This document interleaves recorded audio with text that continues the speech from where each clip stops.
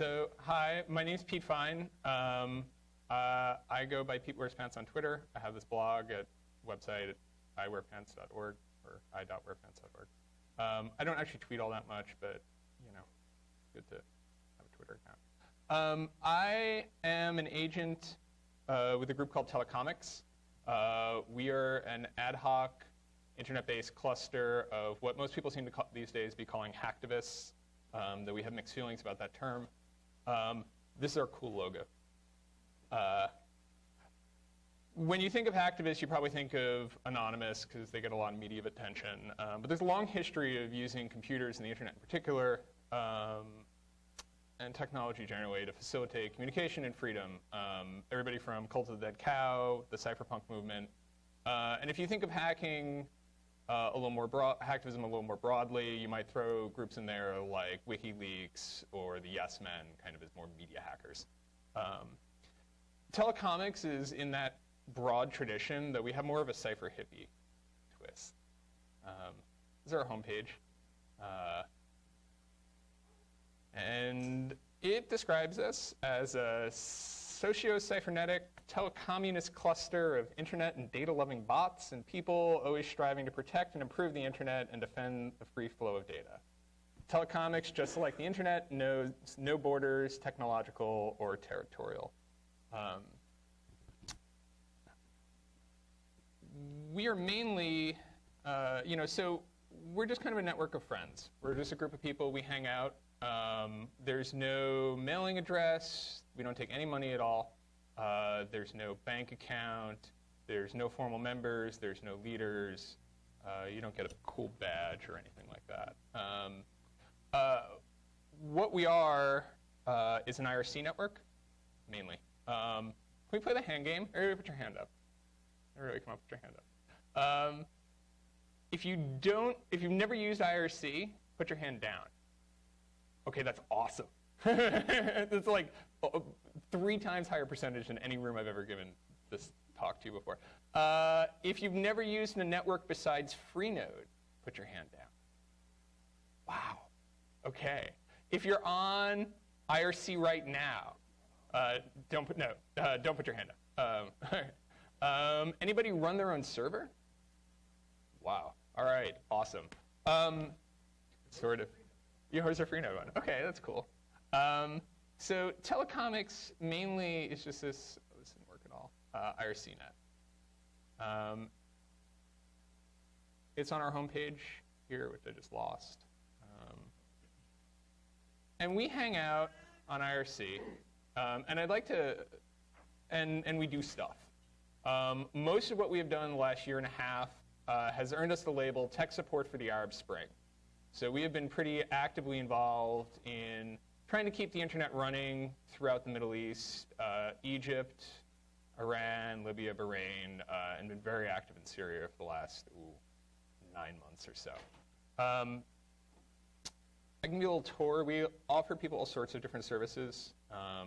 We have pads. This one is from a talk I did in Mozilla. We provide DNS. A whole bunch of kind of different tools to help people use the internet in cool and constructive ways. Largely, Telecomix is like kind of a place to hang out and play with technology. Kind of like Notacon or your local hacker space, and to sort of help out your friends. The people who hang out here have really complementary skills. I'm good at talking, and other people are good at like Bash and Nmap, which I'm not. There's a wide variety of folks who we call ourselves agents, agents of Telecomix. Personally, I'm a Python programmer, is my background, and there are a lot of pen testers and network admins. But there's also university professors and pirates and politicians and punks and protesters, both in the States and overseas. We call ourselves Internauts in the sense of an astronaut or an argonaut, kind of that we're explorers and adventurers. And yeah, the other term, does this go down? No. Typo. We like is data lovers. This is another kind of one of our propaganda sites we put together. Basically, the idea that sort of there should be free and open data and access to it on the internet. We think that's cool. Okay. I'm actually going to encourage people. Oh, hold on, I totally got out of order. Pick up this thing. So, sorry. One of the other best descriptions I've heard for what Telecomix is and what we do came from somebody who works on Tor, but more on the policy side, strangely enough. She described the Internet Emergency Response Plan as so. Get a bunch of technically competent people together. The emergency response plan looks something like, get people who know what they're doing together in an IRC channel and get stuff done. But I'm not sure the political scientists are familiar with that much competence in the same place. I was actually at a conference at Yale Law School, maybe about 2 weeks ago, where there were a bunch of lawyers and political scientists, and I don't think they got it. But maybe you guys do, and so that's what I'm hoping for. Because we're hackers, right? I've traveled all over the world in the last year and a half to talk about the work we've done, and trying to explain how stuff actually works in an IRC network, like organizing a conference or a software project, to people who have never worked in that way, where kind of people just show up and you just kind of do stuff, is remarkably hard. I think we get it. I hope we get it. But yeah. I use the word hack here in its original technical sense. We've talked a lot about different things that it means. But for me, it just means a clever technical trick, or using a system in a way its designer didn't intend. In a lot of ways, for me, it's like a mindset. How the heck does this thing work, and what else can I do with it? And there's a level of adaptability that kind of comes along with that. I was out riding my bike once, and some part broke, and so I fixed it with a stick. That kind of attitude towards the world, I think, really captures what it means to be a hacker. All right, I'm just going to kind of move on and talk about more interesting stuff here. Telecomix hacks all sorts of things. Where did I lose this? Sorry. We don't just hack we hack in what I think is the constructive sense. So we don't DDoS servers, we don't leak emails, we don't deface websites. We try to be, I think, more kind of the flip side of that coin, of making stuff and building stuff and doing stuff. And we do that not to just help people overthrow repressive governments, but in all sorts of different places. We hack policy, and we hack the media by getting them to pay attention to us. And pay attention to the stories that we hear. I was originally going to ask people, we have all, to treat sort of this entire talk as kind of a collaborative hack. That we have all this cool technology right in front of us, laptops and cell phones and stuff. And so if I don't actually have anything in particular, I don't really have slides. But if folks want to either tweet or log on our IRC server, it's irc.telecomix.org. There's a Notacon channel. And if you just have questions too, you just want to ask for comments or whatever, and I'm just going to tell some stories about what the heck I've been up to during that time. Sound good? Okay. If you also want to read your email or look at porn or kittens, I'll totally understand.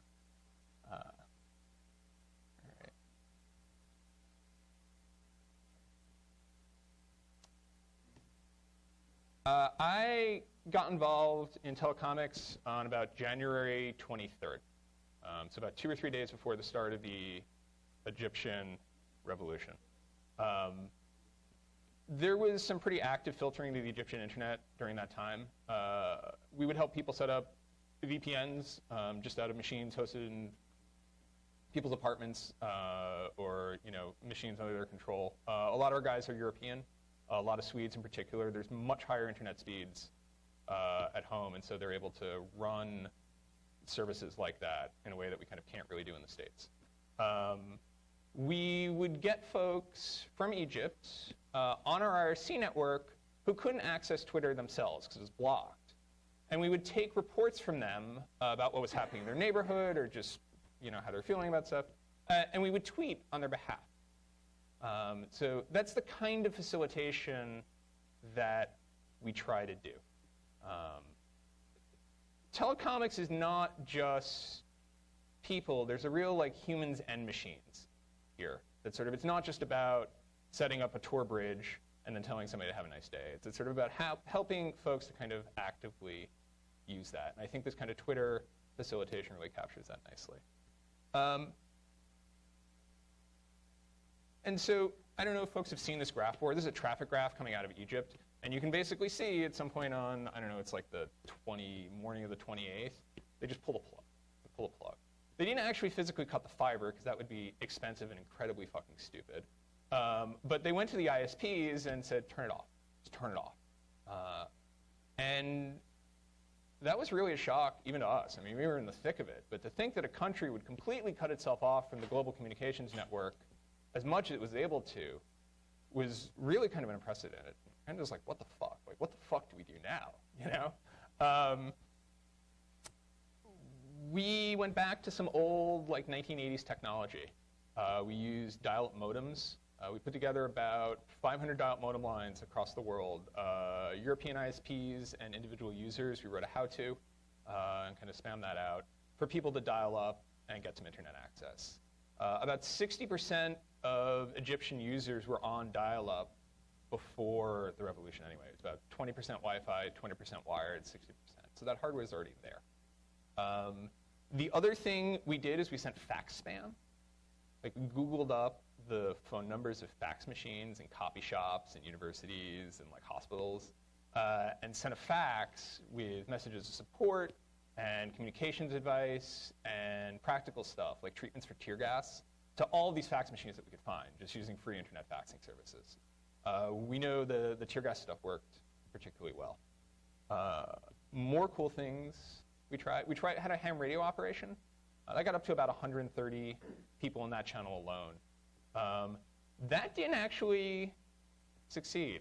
We didn't actually make contact with anybody on the ground in Egypt.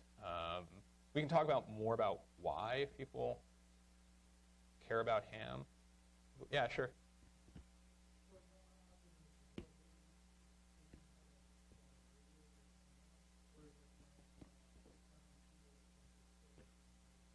Yeah, there were probably about 130, 140 licensed hams in all of Egypt. Most of those were probably ex-military. There's 83 million people in the country. There's 2 million licensed hams worldwide. Just chatting with people, the best guess of folks with regular access to equipment is probably 50,000, maybe 100,000 people. So it's kind of a for folks who don't know, it's a technology that with a 200-watt transmitter, which is what you have in your home stereo, you can cover a quarter of the globe. So we were trying to listen for Egypt from the East Coast of the United States. Yeah.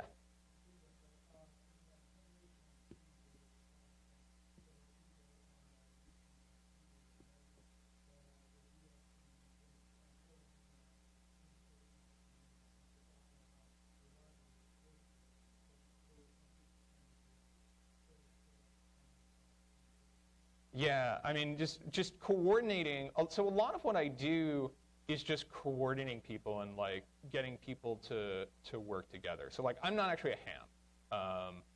I just was hanging out and somebody said, hey, should we try ham radio? And I just kind of have an intellectual interest in pirate radio and such things. And so I just kind of ran around the internet and found people who wanted to help.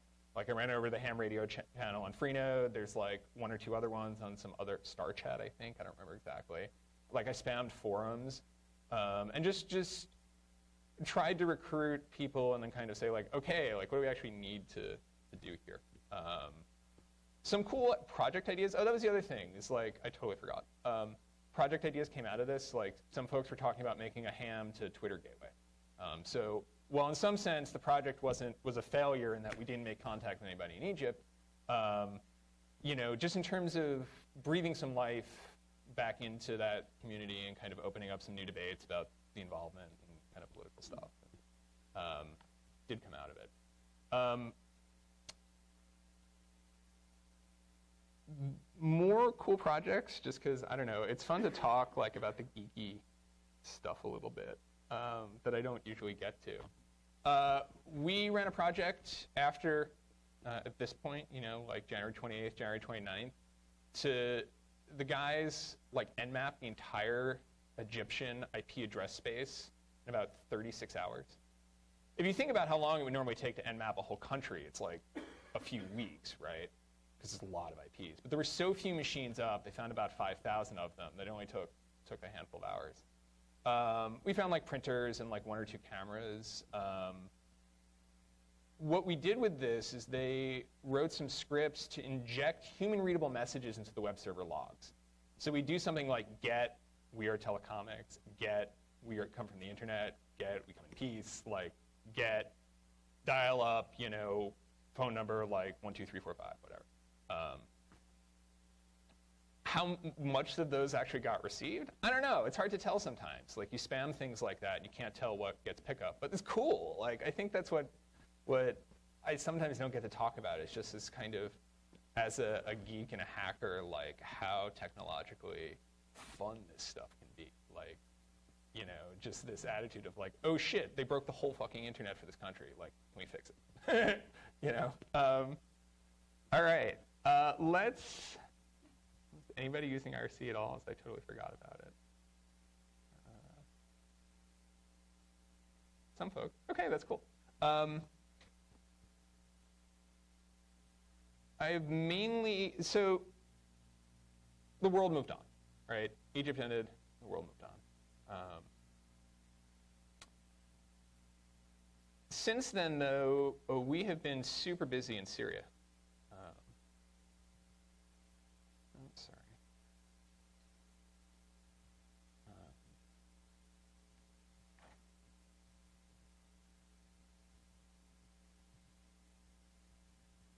We started our Syria operations July of last year. We started doing network scans. We had root on a box and a ground contact inside 3 days from when we started that. That's like less time than it's taken some conferences to buy me fucking plane tickets. You know, like for a system in which nobody's actually in charge, nobody's giving orders, like we're remarkably fast and we're remarkably effective, and like we're all volunteers, nobody gets paid. Like if you just flake out in the middle, like, you know, that sucks, but you know, like there's nobody gonna come and yell at you or anything like that. You know, like we get a remarkable amount of stuff done. We run a couple of sites to sort of, oh, here, let me pop up, to kind of the news that we see. So we have Syrians on our IRC network every day on a regular basis. Some of these guys we've been working with for 6 months. We have no idea who they are. We don't want to know. You know, that's part of the way in which we keep people safe. Oh, so this is our Syria channel. It's probably going to be pretty quiet.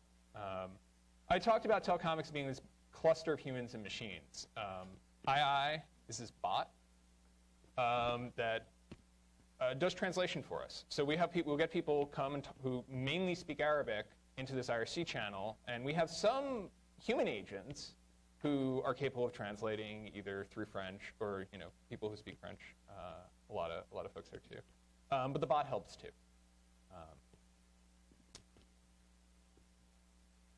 We've come up with a couple of different sites, and it's sort of been a struggle to kind of get the news that we receive through these channels like out to the world. Right? That's kind of what we want to do to facilitate communication. We've set up a few interviews with the mainstream press. It's been difficult. The European press is a little better, but the US press in particular wants real names. insists on real names. Like, I could give them somebody in Detroit on a Skype connection who speaks Arabic and tell them they're in Syria, and they won't know. But you talk to these people, and some of them will actually, generally not Skype, but will use IRC or have email accounts. Some people will use Skype for 10 minutes, and you know they're in Syria. And we won't tell you where, we won't tell you their name. But I don't know, I guess that's journalist for you. So we run this news site. And so this is, again, accessible from the bot, and this is kind of, we just tweet out news about what happens, everything from network connections to news from the ground about protests, stuff like that. The guys also built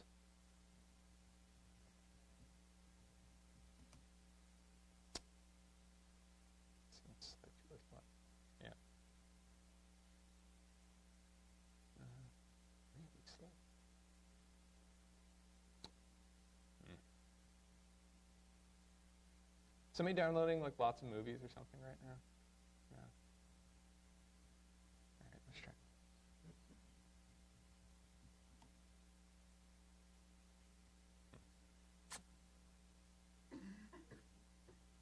Find something interesting. Okay. Oh wow, that's interesting.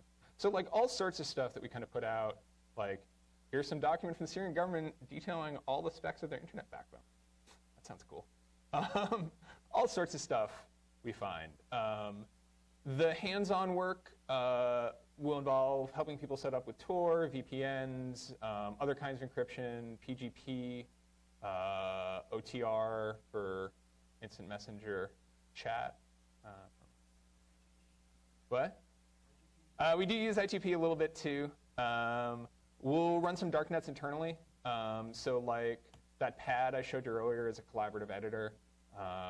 Some of the guys threw together a darknet kind of that has some services for, a kind of more handful or trusted Syrian. I don't actually know what's up in that much. Like nobody consults with me. They just go do things, and if I happen to notice and it's cool, like I come talk about it. But there's a lot of stuff that goes on that I don't know about. And that's part of, I guess, our OPSEC. That if we have a Syrian who's new and shows up and he needs a VPN, we don't discuss that in a public channel, right? Like with like 30 or 50 people. You remember like back in the day, like, when you would go cyber, you wouldn't like do that in public channel. Like you go with like, 2 or 3 buddies and set up a VPN in a private channel. And so everything is on a very much a need to know basis. Because this channel is totally public. We get journalists, we get lurkers, we know it's logged. We get people who are occasionally curious about who we are and where we're from. We're pretty sure those are Syrian government agents. And so just kind of, when we get somebody we want to help out, we get them set up technologically and kind of give them an intro to OPSEC and then kind of bring them back in. And we want them to participate. Let's see if this came up at all. No.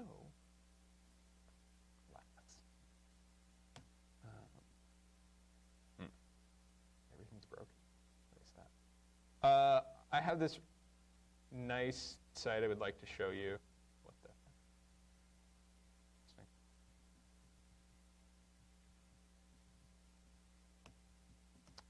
All right, I don't know why it's not working.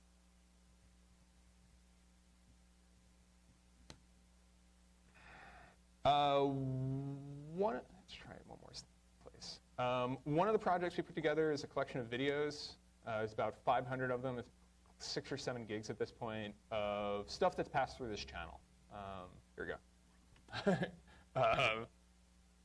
This originally started just as a listing on an Apache directory. This is everything. This is basically stuff that we have helped people publish or people have brought to our attention. And there's a really nice site called Syrian Stories, which seems to be down right now. We partnered with some journalists to kind of help give this a little better. Should we watch stuff? Should we find stuff that's not horrible? No, let's skip it. See what else I had here to talk about.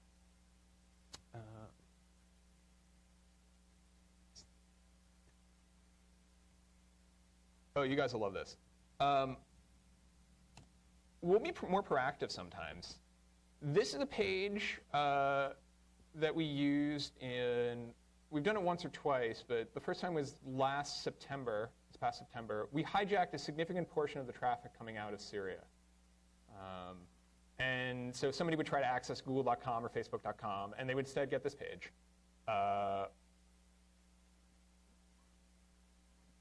Which was a message about surveillance, and then a link to some tools about how to actually get around that. So last July, we started doing some network scans. We kind of started picking up on getting a sense of sort of what the heck was going on in terms of network surveillance there. And then trying to proactively provide tools to people to keep themselves safe. So that kind of hijack, that's a hack, but that's really a different use for those sort of skills than man in the middle or just defacing a website. That we're really able to use this to help people not get arrested and hit in the head.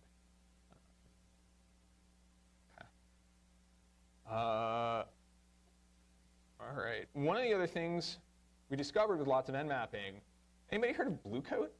Does name ring any bells? Blue Coat is a company that makes deep packet inspection hardware. And we found about a dozen of their machines in Syria. Just on Nmap scans, we found some open FTP servers. And over the course of 6 weeks on these totally public FTP servers, didn't even need to guess a password, logs out of these things. And so these are basically forced, they're capable of doing, what we found were HTTP logs, which was probably about 90% of the traffic they're seeing. But they're wire speed devices running, they run at the speed of the fiber using a custom ASIC to do deep packet inspection. The manufacturer claims that they're able to tell the difference between updates to your Facebook wall and Farmville. And then not just outright block Farmville, but slow it down. Because that way, as an employee in your company, you just won't want to play. You'd get pissed off if they blocked it outright. But if it's just slow, you go, OK, fine, you go back to your job. It's a fairly sophisticated technical distinction.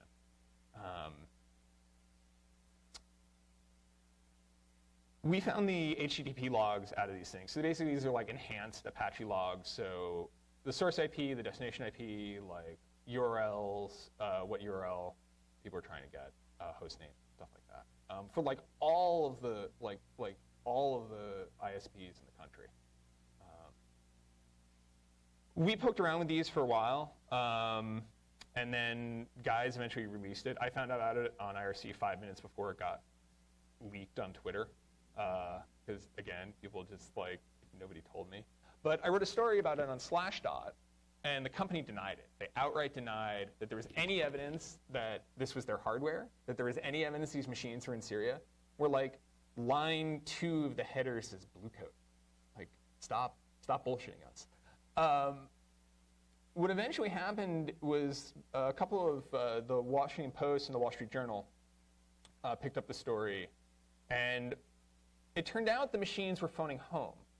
That they phoned home not only to Blue Coat's headquarters, not only for software updates, but for collaborative filtering.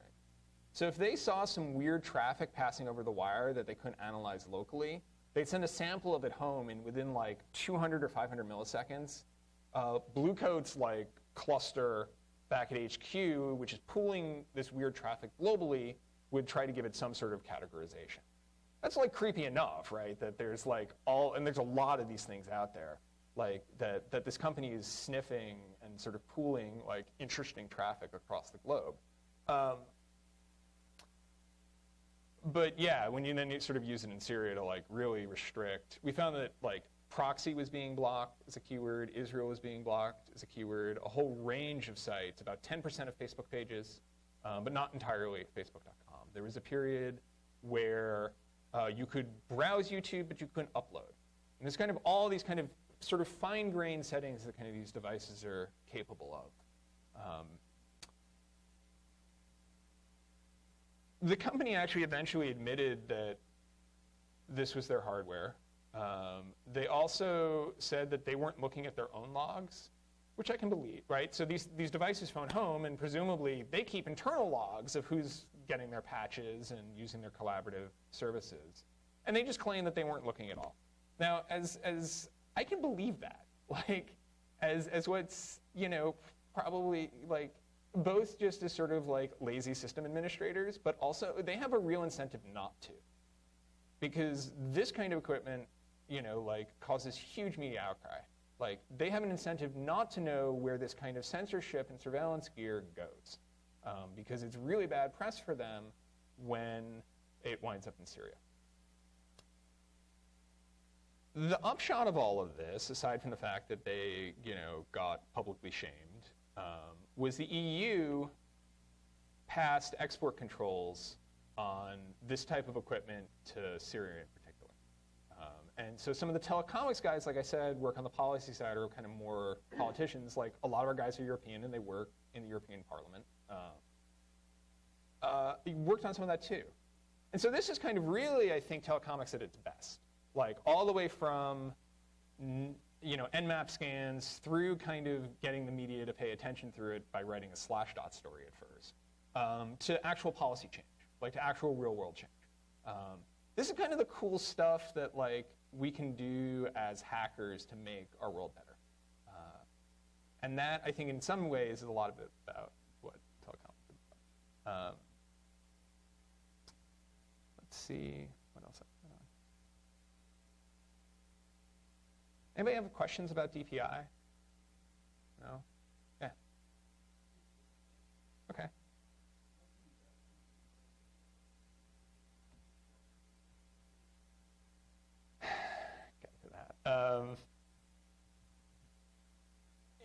At like the infrastructure level, I think it's probably a little late for that. I don't know if people saw, like, the NSA is building this huge, huge data center in Utah to, like, store all of the internet traffic. You know, like, and stuff like that. Telecomix's attitude here, like, we work on the policy side. Like, personally, I'm not interested in mainstream politics at all. But I don't think we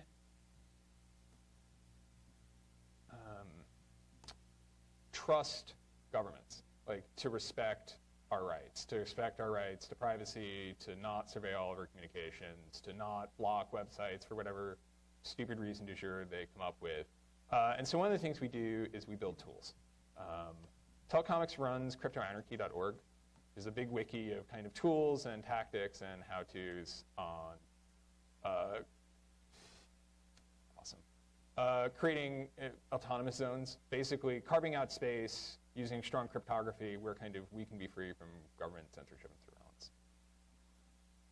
The other way we other thing that kind of came out of Syria that sort of relates to your question is this project we have called Blue Cabinet, which is a collection of docs, basically. Pick some interesting ones. On, I think it's like 200 or 300 different companies that make software and censorship hardware and surveillance gear. It's like this huge list, and sort of all sorts. And this is the one on Checkpoint. There's like dozens of companies. Just as a way of sort of starting to get a handle on who the heck is out there and who's actually selling this and what this gear is capable of. And so this is a public wiki. Our wiki's at rerebuild.telecomix. I'll get through all those things at the end. I think the next lead, this is actually a decent lead into the other thing Telecomix was involved in. You know, we blocked out our site like SOPA. I think the SOPA protests was a start of the internet starting to exercise its muscle a little bit in defense of itself. Like, this wasn't like the internet, you know, we've seen the internet rallying up for like particular causes, like save this cat or, you know, don't pollute this river, but we haven't really seen it like quite to this degree, like rally up in self-defense of the, you know, it's kind of cool.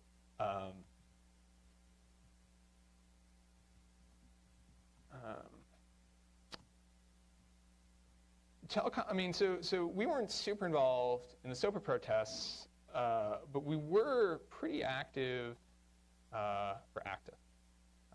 People know what ACTA is. It's this big copyright treaty in Europe, and there are these enormous protests, like these huge, huge protests pictures here. Oh yeah, this one's awesome.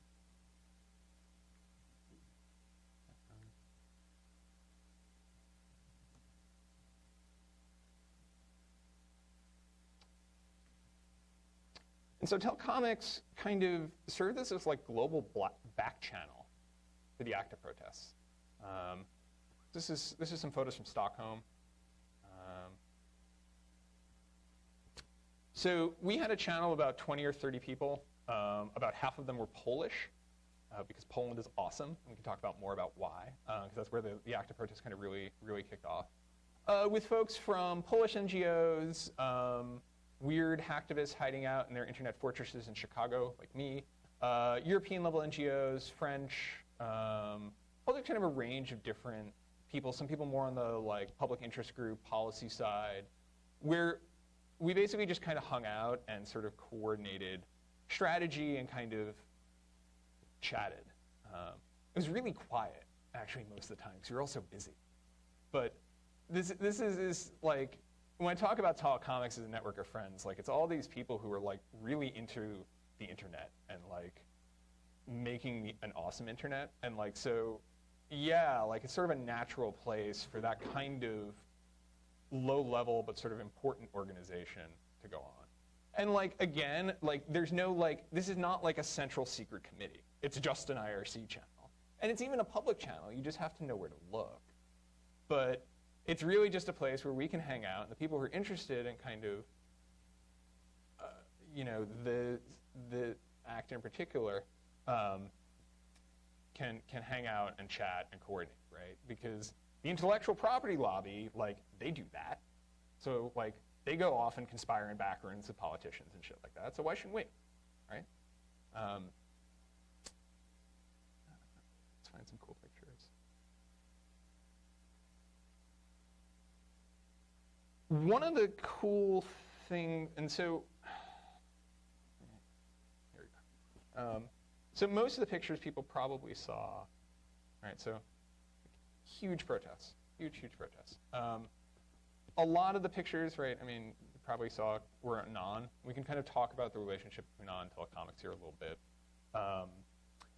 One of the things that kind of came out of this was Telecomix also was the IRC channel host, at least, for what was something in Poland called Debata Acta, which means ACTA debate.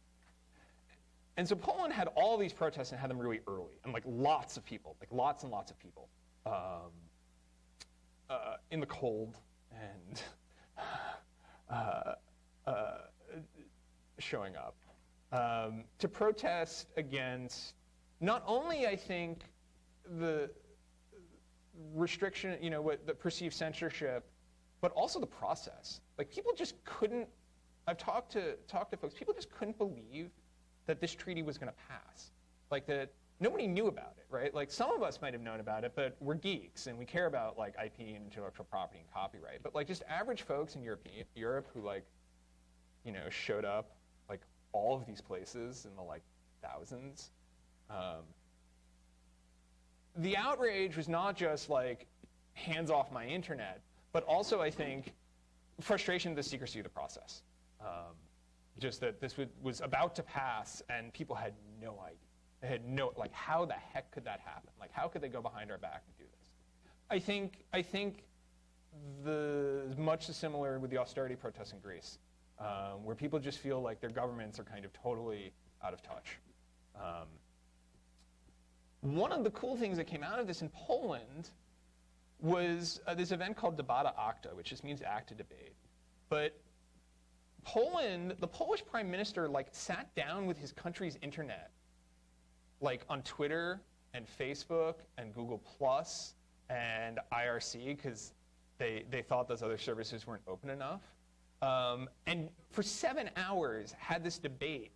It was broadcast like on a live audience, like with the stuff projected up. It was broadcast on national TV for most of the day.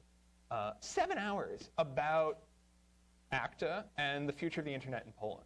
Like, that's awesome. It's awesome. Just as you know, an exercise in direct democracy or kind of participatory democracy of the sort that Occupy Wall Street, I think, is trying to do, or I think the kind of the model we try to run our hackerspace is on. Yeah, it's really, really cool.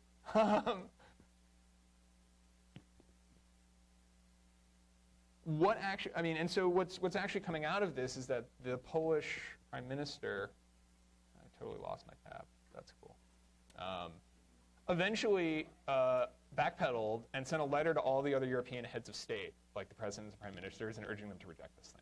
And it is looking like it's going to die.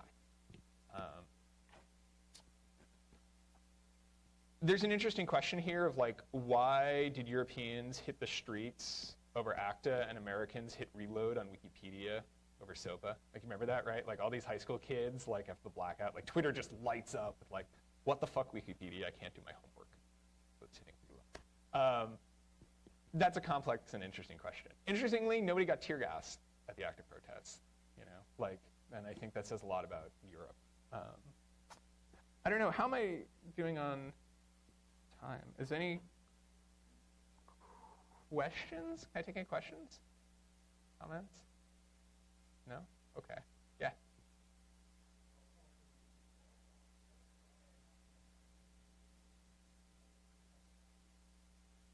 Okay, we can talk about mesh networks. I think mesh networking is really cool. I think it's potentially a sort of interesting technology. Like, everybody's really hopped up on it right now because of the sort of centralization of our communications infrastructure. I don't know. I feel like, you know, if the idea is like we run a mesh and everybody can share the internet, we could have it open and everybody can just like, it's free and it's cool. Like, I don't know, you go down and walk down the street, like certainly in San Francisco or New York, and I suspect parts of Cleveland too, there's just like, you can easily see what, a dozen, 20, 30 networks, or like, and they're all locked. They're all locked. We can have an open internet today. We can have an open internet today if we wanted to. If people just unlocked their router and said like, okay, you know, and there's obviously some technical complications like that, like somebody, you know, hacksering your, you know, Apple Music server or something like that. But really, like, we treat this as a scarce resource, both like at the IP level. I don't know if people were around for the IPv4 talk before, like in our hoarding of our Wi-Fi, and the spectrum too. Like, these things are not scarce. Like, I think mesh spectrum, like mesh networks, are a way to try to address that. You know, I don't know. I think like there needs to be work on the policy side as well, and that's been really hard. Like, the FCC is auctioning off all of the old analog TV spectrum for 4G services. Like, that's awesome prime spectrum. It goes through walls, it goes through glass, it goes through people, it doesn't give brain cancer, it's really high bandwidth. And like, this natural resource, which isn't scarce at all, like got sold off to AT&T and Verizon, where they're going to turn around and sell it back to us to provide shitty 4G service. Okay. Like, you know, like, that's not censorship in a strict sense, but like, I don't know, I think spectrum is speech. And like, they just freaking took it all away from us and sold it. Like, yeah. Sure. You know, in my ideal world, it's ours to use. Like, I think that there needs to be some way of sorting out, like, people not stomping each other's toes, but for the only solution to be to just sell that off seems really inefficient. I'd like to be there more space for people to experiment. I'd like to be more space, like, for people to hack and play around, you know, not with just no ways of communicating, like, over IP, but over some of the, like, lower level modes, like, you know, whether that's actual circuit bending or, you know, like the dudes with the ham radios upstairs. Yeah, I don't know. I'm not enough of a Wi-Fi or spectrum geek to actually have a good technical answer. It just bothers me. Yeah, totally. Let me see if I can find. So my goal here in coming to give this talk is to sort of get people Like, one, because this stuff is cool, but also to get people inspired. Like, I go around and I do these talks, and I've like literally been all over the world, and it gets really tiring. And like, not because I'm looking for attention. Like, fuck credit. I don't care. I don't care. Like, I do this stuff because I believe in it. And I go around and I talk about it because I'm looking to inspire people. Like, you know, just to think differently about free speech in a digital age, but also like what I'm hoping to do here at like a more technical level. And so if people are cool, I wouldn't mind going through some of just kind of the projects, ideas we've come across in the last like year and a half, see if people get excited about them. On the circuit bendy front, we came up during Egypt with a plan, what we called the AM/FM plan, was basically trying to build analog radios out of repurposed consumer electronics.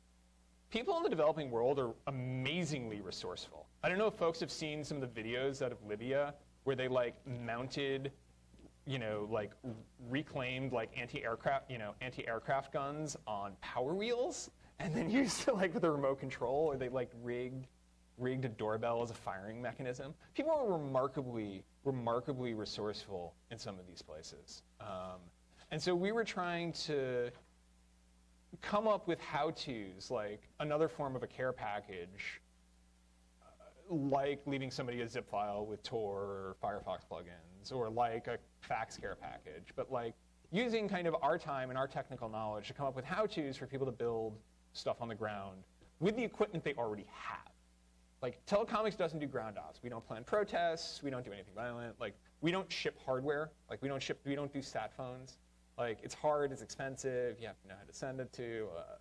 So, like, if what you want, you know, like, what can we build with what's already there? One of the things we came up with but didn't finish was building two-way radios, basically walkie-talkies out of repurposed consumer electronics. I don't even know how to solder. But apparently, if you take two like alarm clock radios and smash them open and cross like 3 wires, you have 1 unit of a walkie-talkie. And if you build a couple of these, you know, you can get maybe a mile, like 2-kilometer range, so like 1.5 miles, which if you're looking to organize in Tahrir Square, it's probably awesome, right? Yeah. Do you have it?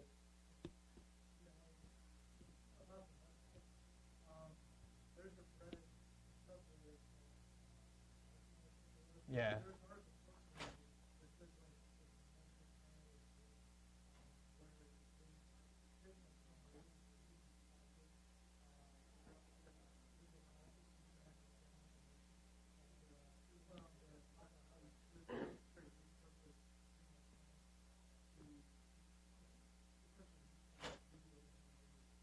Yeah.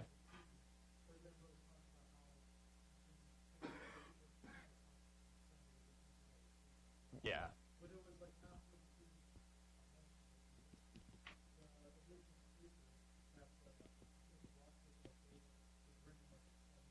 Okay. Yeah, exactly. Like, the use of old technology here, like, is just, you know, like, the internet is made of glue and popsicle sticks. It's not actually a bad thing, because that means when it breaks, like, we can go get some more glue and go get some more popsicle sticks and go fix it. You know, like, whether that's with modems or IRC or whatever. Okay, some more projects. Oh gosh, these are all too long. These things are all really boring, so visually. I'm actually not a huge fan of mesh nets for the developing world. I'm going to go out on a limb and say that I hate the Freedom Box. I think that people with the Freedom Box, it's like a plugged computer that can maybe take a monitor and a keyboard and does mesh networking, and you just plug it in. It's like $100, and it ships with Linux and all this awesome stuff. And it's kind of in the design phase, and it's going to solve like all the world's problems. Like, I'm glad like that's a development effort, but that's a very Western-oriented approach to solving these problems. Like, you know, your problem is you need secure communication or redundant, reliable internet, and so let's make a product. Let's make something else we can sell, like sell the developing world. Like I said, I'm a really, you know, like for $100, like that's a lot of money, and even somewhere like Egypt. which is relatively wealthy. Like I said, I'm a really big fan of what's usually already there. And also sort of just throwing out what you don't need. Like, if you're trying to organize your city, you don't need the global internet. If you're trying to organize your neighborhood, you don't need the global internet. Like, you don't need Facebook, maybe even to organize your whole country. One of the ideas we came up with, and this was a project we called Internauts. So basically using a combination of laptops and Wi-Fi routers, already there is nodes with Linux CDs, so nothing to flash, and running Usenet. Anybody remember Usenet? Usenet was like yeah, right? Usenet was like, huh? You run a Usenet? Oh, that's awesome. Usenet is like a store and forward forum. Think of like 4chan if you want. Yeah, like that easily supports anonymous posting and was designed for disconnected operation. Like back up in the day where you didn't have a full-time connection to the net, and you had to dial into your local university server and get your news. Right? You would download like all of these messages on a bulletin board. Could we do something like that, in Syria? Could we do something like put a live CD distribution together and send people out wandering around with a laptop, connected, as an uplink to a Linksys node, and it's like your local Usenet delivery.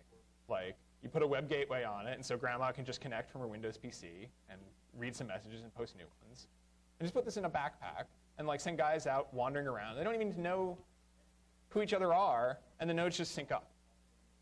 The nodes just sync up, and you just pass in the night your Usenet messages. We get coverage of Syria. Like, can we set up a local communications system for Homs, which is a city that's been regularly cut off? Like the DSLAMs are unplugged. So like the DSL lines, we can tell like one of the dudes has access to some router, and you can see that the DSL equipment's physically unplugged. So can we like leverage something locally to try to give those people just communication there and then kind of the outside world? Other cool projects, if we can get people excited about, we have a project called Nmap All Things. Basically, we took about a dozen countries that are pretty well known to censor their internet and trying to replicate what we did in Syria. Like, just let's scan these entire networks and see if we can find some more. I'm out of time, huh? Okay. Yeah. Censorship, hardware, surveillance, hardware, stuff like that. I guess the point I want to wrap up here is there is so much stuff to be done here. Like, Telecomix is only like, I don't know, there's probably only like 300 people on the IRC at a given time. Like, a lot of it's really cool as a geek. A lot of it is really technical, if that's your thing. But a lot of it's really not technical, too. Like, this movement needs writers, and it needs artists, and it needs trolls. And it needs also groups besides us. Like, we got up to about 500 people during Egypt, and it almost broke us. Like, that's just too large. Like, we want people to go copy us. If you want to come and hang out and get some ideas and, like, work with us, that's awesome. And if you want to go home and start your own, Telecomix node, like, come talk to us first. But, like, if you want to start your own cluster and you want to call it, like, helping puppies because puppies are cool, like, whatever. Like, go do stuff. Go do stuff. I think, for me at least, that is at most what it means to be a hacker. It's just, we don't just sit around and plan, we don't sit around and talk, we build things, we make things. And maybe we can do that to make a better world for ourselves and for people on the other side of the world. So yeah, thanks a lot.